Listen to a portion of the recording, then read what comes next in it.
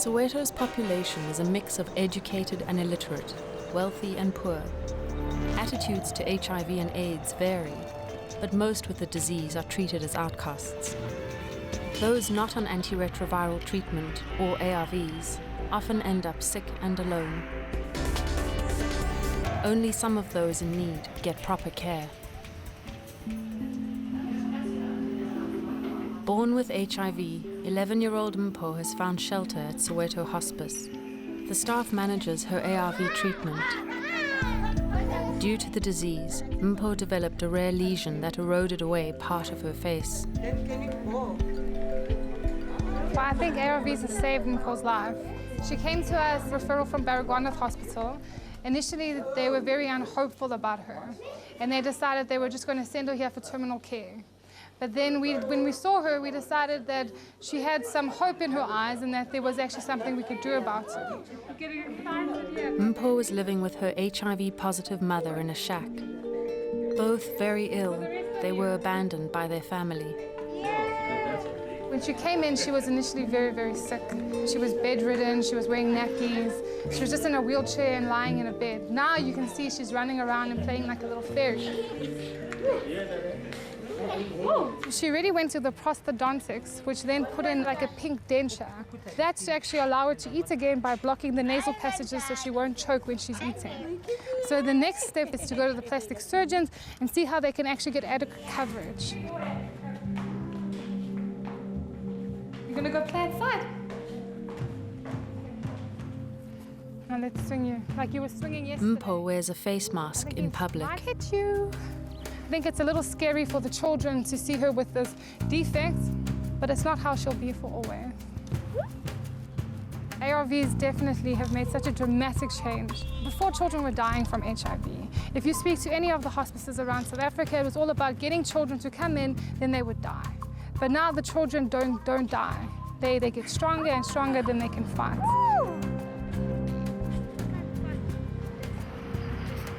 Mpho is receiving ARV treatment at Chris Hani Baragwanath Hospital, which is at the front line of treating a population where almost 1 in 5 is HIV positive. But people are reluctant to test and treat the disease, as was Mpho's mother. Dr. Alison Riddick is dealing with Mpho's case. It's been a very difficult situation. We had to get Mom's consent to do testing. She was very reluctant because that would mean that she would obviously know her status. But even the moms that have their kids on treatment are very reluctant to get tested because even though it's quite obvious where the child got the disease from, they're still very hesitant to be tested because they'll lose the financial support of the men in the household. I think it's still a very male-dominant society, so I think it's very difficult for women to disclose to their partners, even though their partners are the ones that gave them the disease. Mpho and Louisa arrive at Alison's clinic for a checkup. Alison, are you here? We started her on treatment, put her into hospice because her mom was also very sick, and she's responded phenomenally. She was also started on TB treatment. Because HIV suppresses the immune system, TB rates have soared nationwide. Her mom's doing okay. I spoke to her last week Friday, but she's still admitted at the ward in Sizwe Hospital. Did they prove India or did they just start with... As a side effect of HIV, Mpho's mother Grace contracted multi-drug resistant TB and was moved from Barra to a facility where she is under quarantine. Regarding her TB treatment, how much longer do you want to keep her on it? Well, I think the fact that her mom's got MDR, we should probably keep her on for at least 9 months. 9 months? Yeah. But we find that kids in this clinic, they don't do well in 6 months. 9 months. Being involved in the care of HIV-positive kids has actually been incredible. This environment has just been so rewarding. Drugs are accessible and the referrals are happening earlier. It really has been rewarding to see the possibility of what ARVs can do. Social worker Moses Siobi has been alerted to the case of a 6-month-old baby girl admitted to the pediatric ward with severe malnutrition. Her mother has also defaulted giving the baby her ARVs. Fortunately, the mother of the baby is here, so I will be able to interview the mom. Discussions with the mother, Salamina, reveal she is destitute and raising 4 children in an informal settlement some distance from Barra. She's having serious problems caring for the family. Her husband passed away in 2002 due to some HIV-related diseases, and the mom is also HIV positive. After disclosing her HIV status to her own family, Salamina was shunned and no longer has contact with them. And she seems to have a limited understanding of her baby's malnourished state. The baby, she's not right. Okay, I'm also checking for. She came to me because she thought if I could facilitate a meeting between the family members, maybe they will try to give her support through these trying times. Unskilled and with young children that need care, she's been unable to work. Her family subsist on $50 a month in state grants. So,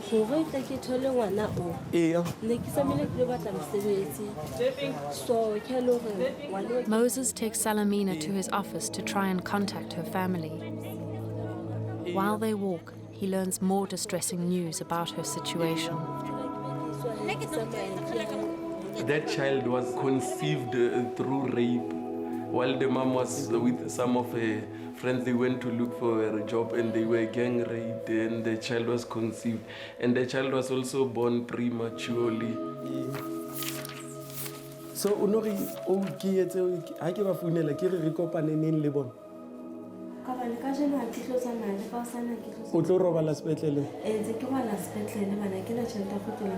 Oh. Now I'm trying to contact her brother and uncle together with the mom so that we can come and have a family conference. Moses manages to contact Salamina's family, who agree to meet the following day. Oh, I'm very optimistic that if I can talk with the mother and the uncle and the brother, they will come to their senses maybe and try to reach out and support Nelly. Moses contacts Alison for help. She heads to the children's ward so she can assess Venolia, Salamina's baby. Apparently she was taking ARVs at her local clinic, but Mom is feeling persecuted and stigmatized by the nurses, so she's defaulted and now the child is ill again. She's got a lower respiratory tract infection and severe malnutrition. But what she discovers is confusing. So this says that she had an HIV test in April, which was negative. So I'm just going to check her HIV result because obviously that'll change her management. Alison is trying to ascertain Venolia's HIV status, cast into doubt by conflicting reports. So obviously with the clinical condition they're worried that it is positive, so they repeated it. And that result is they're still waiting for. Salamina believes her baby was born with HIV, as she herself is positive. Alison knows this is not necessarily the case and tries to gauge Venolia's treatment to date. How are you? Fine, how are you? Fine, thanks. Mummy, I'm Dr. Riddick. I'm from the HIV clinic at, it's called Harriet Shezi. Was baby ever on ARVs? Yes. When was she on? Salamina is sensitive about discussing HIV with others present in the ward. She's 3 months. She started at 3 months. That history was a bit confusing, but from what I can gather from Mom, it doesn't sound like the child is on ARVs. And the ARVs, did you stop giving them? Yes. When was that? From 4 months. So you gave them for 1 month? Okay, and why did you stop? Were the sisters being difficult about giving you the ARVs at the clinic? Yeah. What were they saying? Yeah, that sister, she's very good. Salamina's reluctance to return to her nearest clinic affected Venolia, as she was also relying on the clinic for baby formula. She's 44% of what she should weigh. And obviously that has implications for her her milestones, her development, neurologically and physically. She is anemic and it looks like she's got some liver dysfunction. We're going to put her onto antibiotics to treat the pneumonia, work her up for TB, and then obviously wait for the HIV result. In children like this where the community isn't very supportive of the HIV status and mom is defaulting because of that, we can place the children temporarily in a home where they can start ARVs until they're stable enough to be discharged.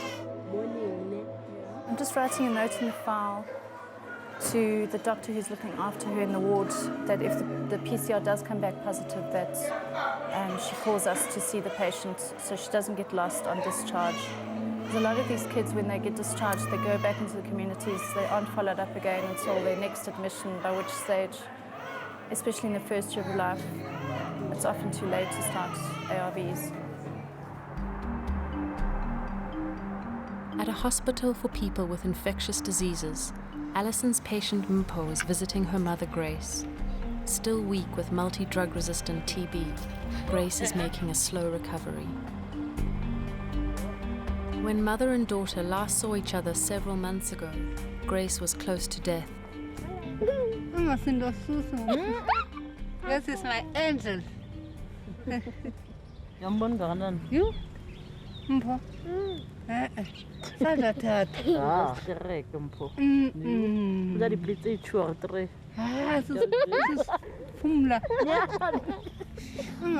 With the medical attention and care from staff at Barra and Soweto Hospice, Mpho and Grace have been diagnosed and treated for AIDS and the opportunistic diseases it brought with it. They still may have a shot at a relatively normal life.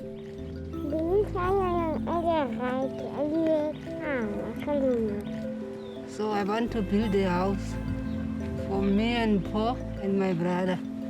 Yeah, we're going to stay here. It's my plan.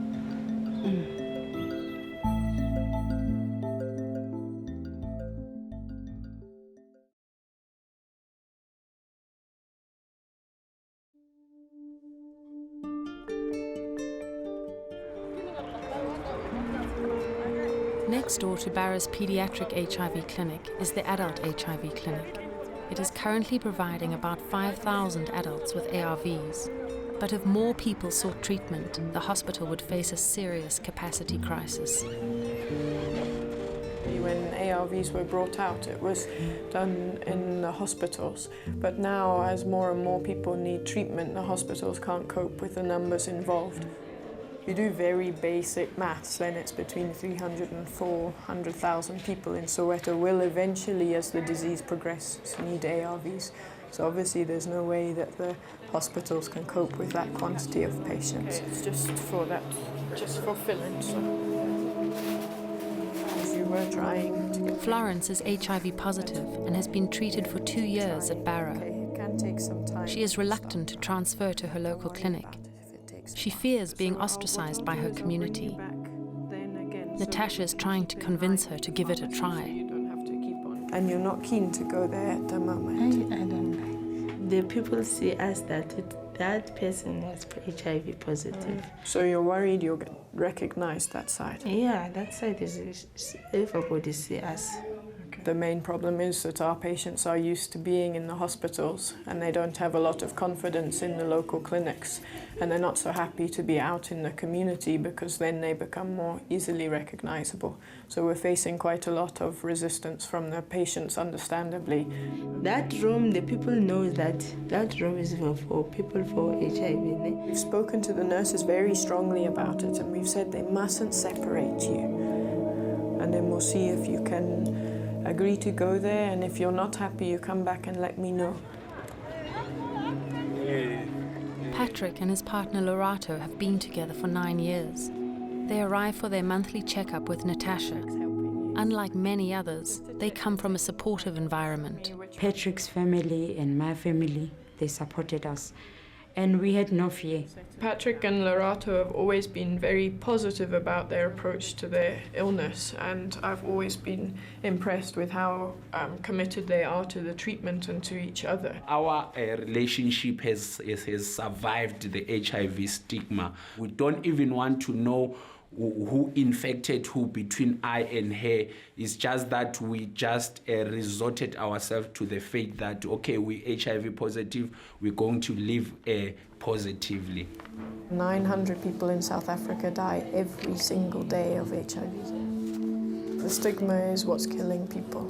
And if as a country we can start to say being HIV positive does not change the value of that human being, then people will access treatment better. They tend to regard you as an outcast. I think that is why many people don't want to talk about their HIV status. But I always tell my friends that you should go and get tested. I think my hope would be that people would start to wake up to the fact that almost everyone, no matter what demographic, knows someone who has HIV. After her checkup, Florence collects her state-funded ARVs from the Barra pharmacy. Her treatment will cost the state about $400 a year. Because HIV's become a chronic illness, it's going to become a huge burden on the government's resources. The South African government has been criticised as having been slow to react to the HIV crisis in the country. The current HIV program is not reaching enough people, causing concern for its future success. The government can't possibly address this on their own. There has to be private-public partnership. I think my hope would be that corporate would wake up to it so that they would start running workplace programs, and some of the bigger places have done that. Bye. Some initiative is being taken by individual businesses, starting to see the impact of HIV and AIDS on their workforce. Sisters Agnes and Yvonne run an outreach program from the adult HIV clinic at Barra. They have been invited to a shoe manufacturing company in the industrial outskirts of Soweto. They've requested me to come and give a talk to management regarding their responsibility re patients with HIV/AIDS, and to give a talk to ±60 people. There might be people amongst us who are HIV positive. We're going to hold hands from here and we're going to walk this road together. We don't really see it as a problem. We see it as an obligation as well. We've actually only seen some of the results now coming through and the impact on the factory. Who of you have ever been tested for HIV? They've just taken my blood. Thank you. Did you sign? Yes, I did sign. Yes. Sister Agnes's lecture covers a broad spectrum, from the causes of HIV to issues around disclosure to employers. The consent form. In our counseling, we encourage them to tell the family members, bosses at work, because they are going to benefit by telling them. If you are meeting somebody with HIV, after sleeping, you go to the tap, you open water, you wash, then that thing is gonna go or whatever, I don't know. The audience feel comfortable enough to ask Agnes intimate questions, but her message to them is a serious one. Use a condom, okay? 1 second can spoil your whole life. The following Monday morning at Barra gets off to a bad start for social worker Moses.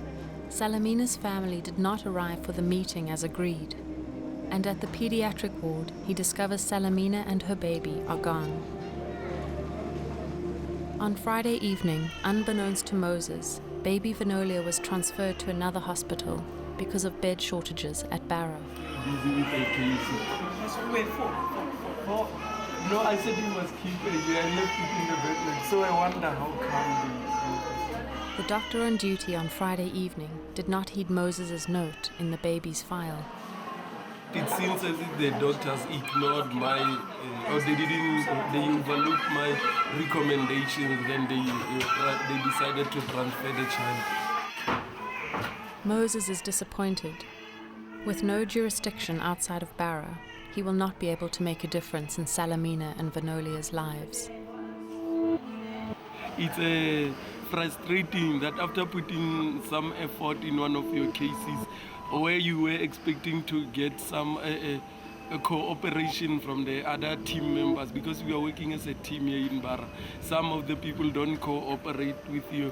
Then most of the work intervention that we have done comes up to nothing. Given that Salamina felt shunned at other healthcare facilities, baby Venolia's best hope is that someone at the other hospital will take an interest in her case.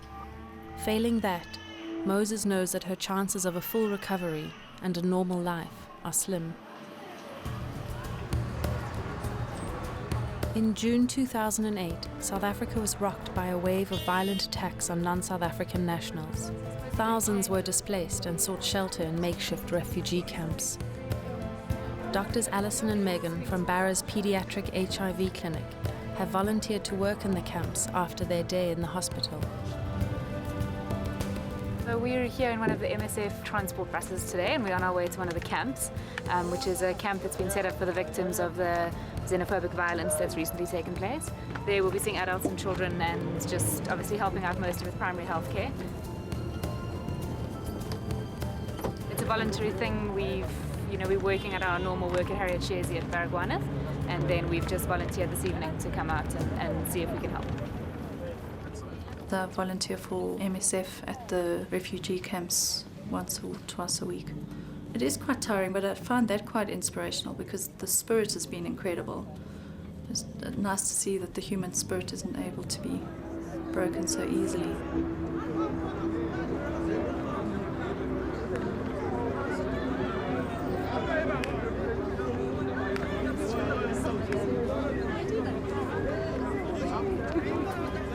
There's already a queue outside our door. In the camps, Megan and Alison treat many patients who are HIV positive and have had their ARV regimes interrupted by the unrest. I think it's going to take a long time for Africa to get on top of the problem. I mean, just in terms of the infrastructure and the fact that the countries are all still so unstable. Especially at the moment Zimbabwe, where I think the ARV program's just completely fallen apart. We've been seeing patients who were forced to leave without having any records or any treatment, so they're kind of going back to square one and they're coming into a system that doesn't really want them. There's still such a huge stigma attached to HIV, so I'm not sure if we will get on top of it in the near future, but hopefully eventually we will.